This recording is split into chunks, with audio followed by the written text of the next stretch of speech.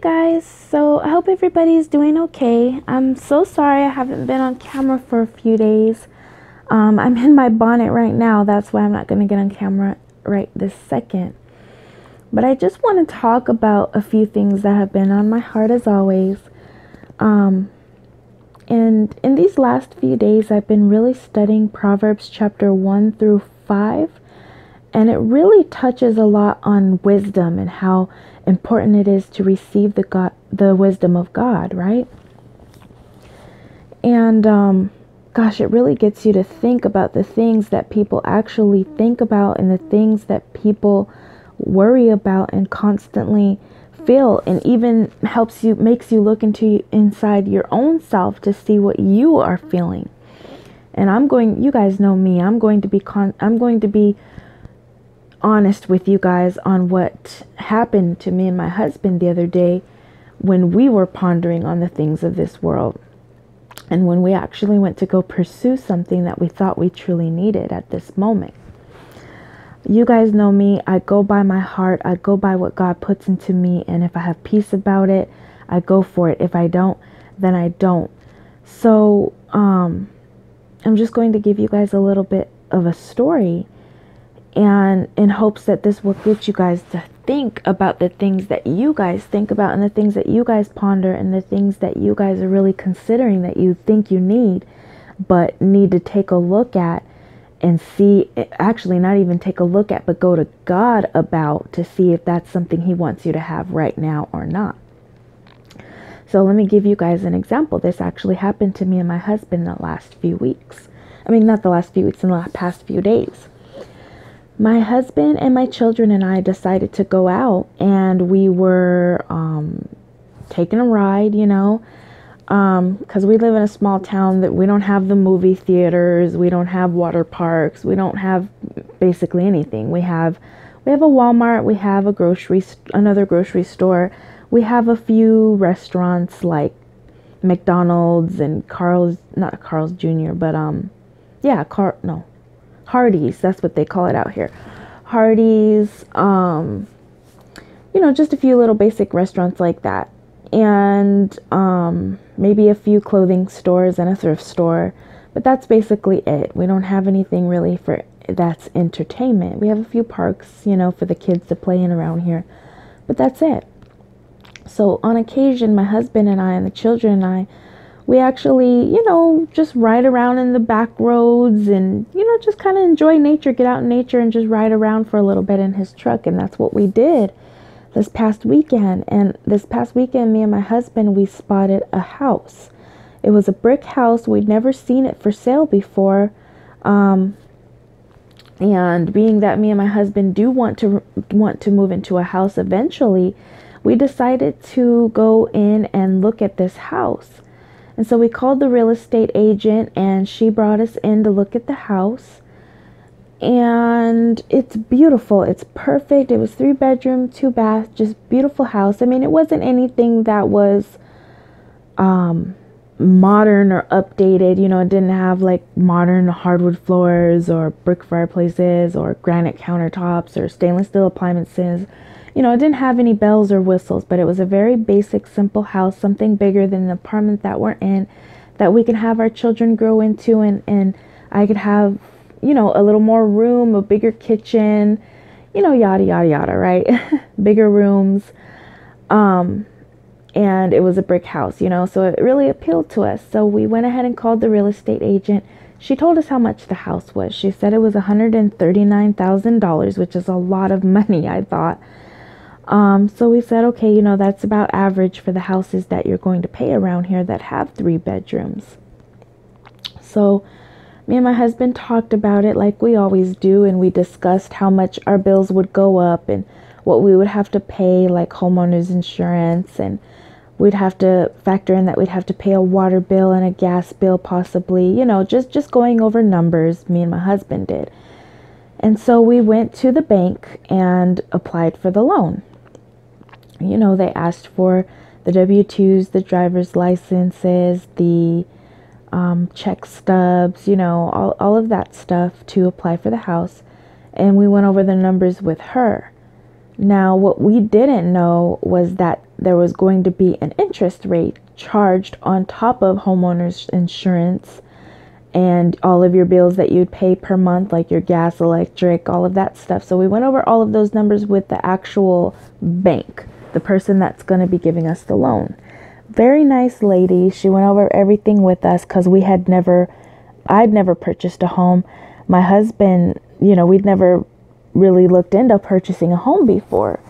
So we didn't know what to expect. We didn't know anything about it. And so she's going over the interest rates. And like I told you guys, the house was $139,000. Well, she said by the time we're done paying for it over a 30-year period, and I think it was at almost a 4% interest rate. So at a 3.9% interest rate, percentage of an interest rate, 3.9%, I think it's 3.92% at, so we'll just say 4% interest rate at 30 years would cost us $214,000 for this house. That's almost double what the house is worth. Mind you, I said this house did not have any bells and whistles. It was not updated. The carpets were old. It wasn't anything fancy at all. So $139,000 was already a lot of money. And so I was shocked. And I was thinking to God right away. My mind and my heart went to not having peace about that. I was like, how am I, or how is anybody in our situation going to afford a house like this, or any house for that matter? Because we even went over numbers for if we were to go in at an offer lower than $139,000, because me and my husband were thinking $120,000, to start out with, to offer her. And so she went over all of that. Still, you'd be paying double what the house is worth. And this house was built in 1970. We don't have any brand new modern houses that you see on HGTV. Those nice modern new houses. We don't have those kind of houses here in Alabama. We have very old, country style houses. They're old, built old. If you get a house that's newer, somebody updated it. It wasn't like it's a brand new home that was built. Like back in New Mexico and Albuquerque, they have brand new homes that they build in 2019. This is a 1970 home, so it was older than me and my husband. And so we went home. I was a little devastated. I was like, how does America, or because you've got to pay, and then on top of that, you've got to pay closing costs. You've got to come up with a down payment, which was $13,000, mind you, which I don't have that kind of money. It was $13,000. You've got to come up with a down payment, and you also got to pay these closing costs. You've also got to pay the real estate agent, and you've also got to consider that you're going to pay this house for 30 years to the bank. So what if you don't want to live there after 30 years? I'm the type of person, I ask questions about everything. Like, what if we decide we want to move in 30 years? Then she said, well, the house would be even older. The value of the house will go down, she said.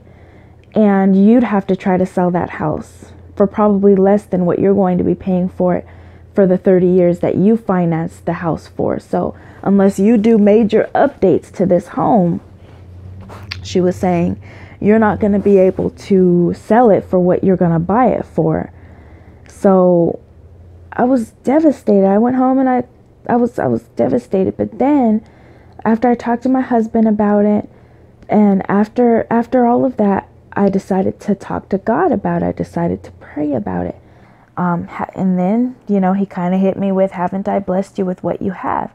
Yes, you did bless us with what we have, and what we have is perfectly fine for what we need for right now. Yes, it is. And then he hit me with, am I not God? When it's my time, when it's your time for me to bless you with something bigger, I will do it. You don't have to worry about America's systems. You won't have to worry about going through credit checks and paying double what the home is worth, paying $900 a month for houses, paying all of this, different fees. I am God. I am God. You are my child, and I've called you to do a work for me. I chose you. This is what God is telling me. I chose you, Zipporah, and will not I do it. So it doesn't matter what you see, what's on paper. It doesn't matter what you're talking to with a real estate agent. It doesn't matter what they're saying. God will always make something come through. You never know what God will do through somebody. You never know what God will do with somebody.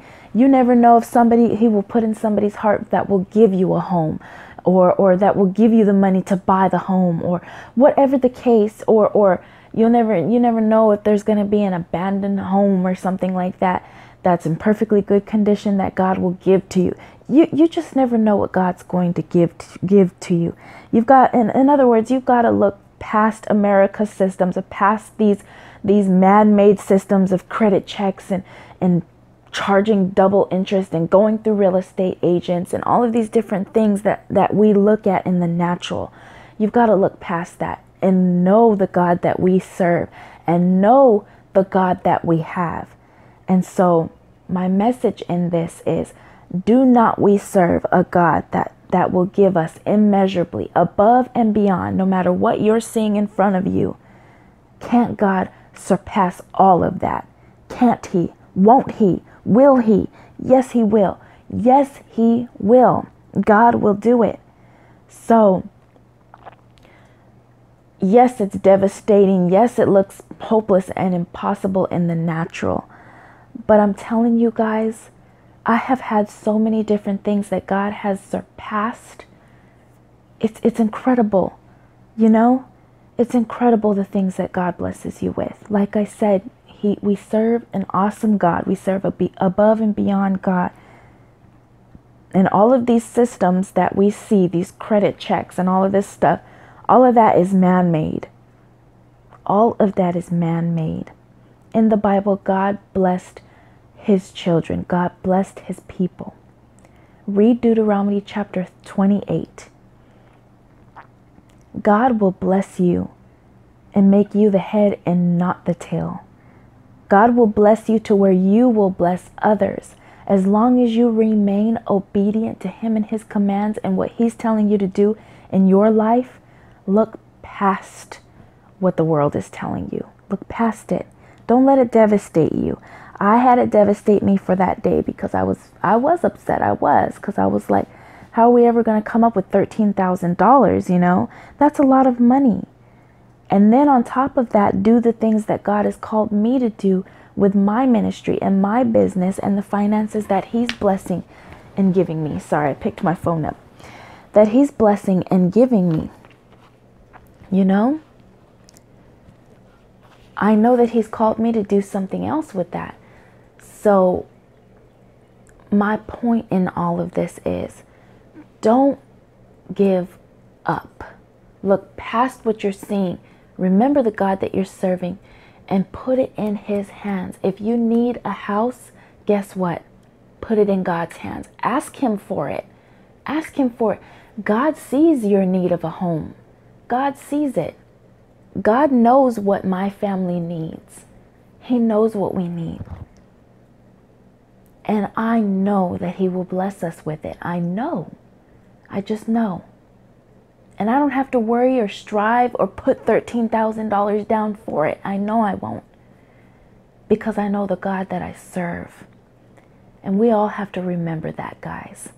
I hope that this story will inspire you guys, that whatever it is that you have been turned down for, or whatever it is that you cannot see that yourself getting in the natural, remember who you serve.